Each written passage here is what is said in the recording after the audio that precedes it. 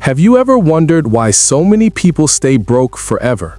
Not temporarily, not occasionally, but year after year, repeating the same financial cycle until it becomes their identity. They work hard, they dream of a better life, they promise themselves they'll change, and yet their bank account returns to the same number like a magnet pulling them back. Psychology says this pattern isn't random. It's not just about income, luck, or opportunity. It's about deep mental habits formed long before adulthood, habits that control how people think, behave, and react to money. Today, we're going to decode the real psychology behind why most people stay broke forever. And once you understand these patterns, you can break them. Let's begin. 1. The comfort trap. Why the brain prefers safe struggle over risky growth. Psychologists call it comfort homeostasis. Your mind is trained to return to whatever feels familiar, even if that familiar is financial stress. Most people didn't grow up with financial security. They grew up hearing, money is stressful. We can't afford that. Life is hard. Just survive. Over time, their brain starts associating financial struggle with normal life. So when they finally make progress, something strange happens. They sabotage it. Not consciously, but subconsciously. This is why people who earn extra money often spend it immediately, reward themselves too fast, invest in things that depreciate, upgrade their lifestyle instead of their habits, and return to the same financial level within weeks. Psychology calls this self-consistency theory.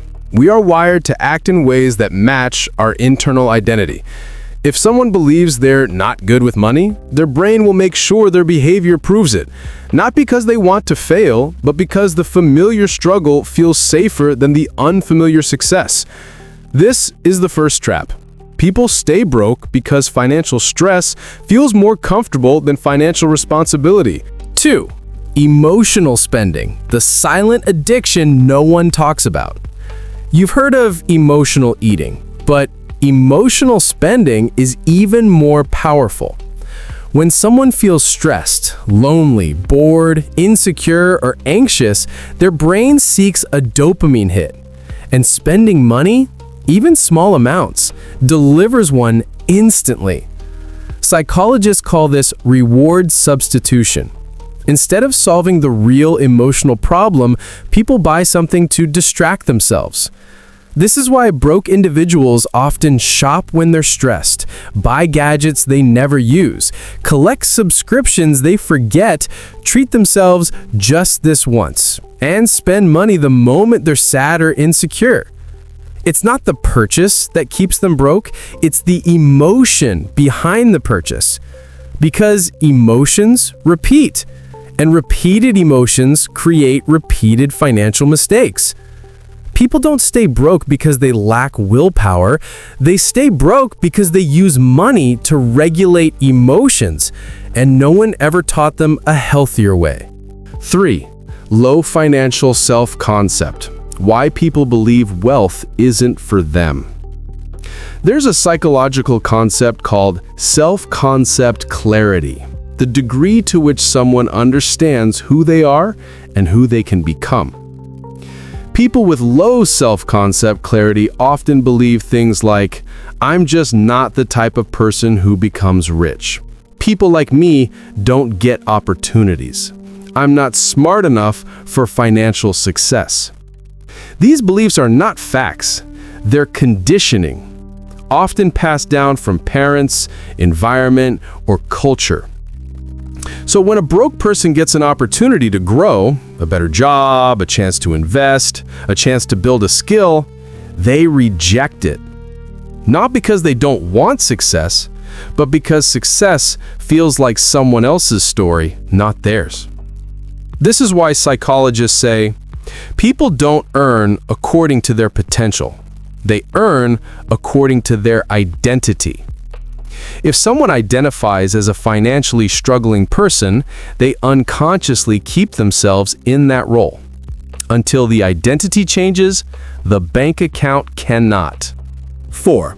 Social comparison, how your environment quietly controls your money habits. There's a psychological theory called social comparison. Your brain measures your success based on the people around you. If everyone you know is overspending, surviving instead of planning, living paycheck to paycheck, buying to impress, ignoring financial discipline, then that becomes your definition of normal. People rarely surpass the money habits of their environment because our brains copy the tribe for emotional safety. This creates two outcomes. If your environment is financially disorganized, you learn disorganization. If your environment avoids financial responsibility, so do you. Your brain wants belonging more than wealth, so it adopts the financial habits that match your circle. People stay broke not because they can't rise, but because their environment pulls them back into sameness.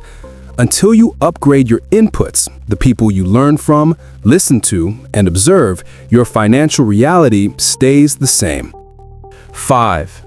Fear of responsibility, the most hidden psychological block of all. People think they fear poverty, but psychology reveals something unexpected. Most people fear responsibility more than poverty, because responsibility means discipline, long-term thinking, consistency, accountability, delaying pleasure, and saying no to impulses. Poverty is painful, but responsibility is uncomfortable. And the human brain chooses comfort over progress, unless trained otherwise.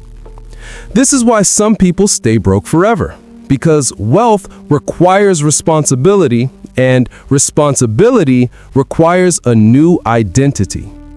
An identity built on self-control, emotional regulation, awareness, intentional action, and long-term planning. Most people never develop these traits, not because they can't, but because no one showed them how. Conclusion: you don't stay broke because you're weak. You stay broke because you were never taught the psychology of wealth. People stay broke for emotional reasons, not logical ones.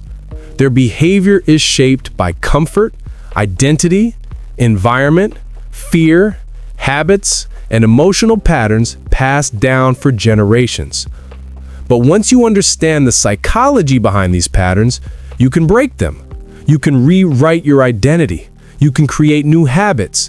You can design a financial life based on intention, not impulse. Your financial future is not determined by your past. It's determined by the psyche you build today. If you love understanding how people think, hit subscribe.